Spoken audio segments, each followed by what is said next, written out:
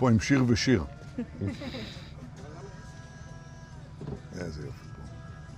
תודה רבה. תודה, איזה תודה לכם. אלופים, תודה רבה. תודה לכם. טוב, קצת לספוג שמש. שלום לכם. של מי הכלב? שלך. איזה סוג זה? כנענית, ישראלית. כנענית ישראלית, כל הכבוד. טוב, גם לה מגיע קצת. ישראלית אמיתית. יאללה, לכולכם מגיע. כן, כן. יצאתם להתעורר קצת? כן.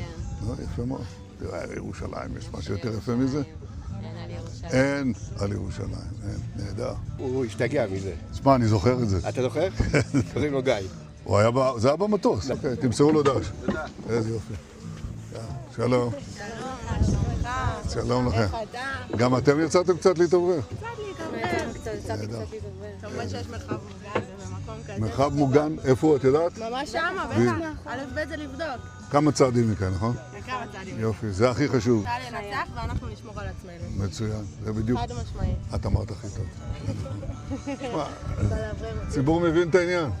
אבל הנה הפרט הכי חשוב. איך קוראים לך? שיר. מה ששיר אמר, ואת? שיר גם. יש לנו שני שירים כאן. מה ששיר ושיר אמרו זה הדבר המרכזי. צריך להבין, זה דורש אורך רוח, אבל זה גם אפשר לפעמים לצאת לרוח, להתאוורר, אבל תמיד להיות מרחב ליד.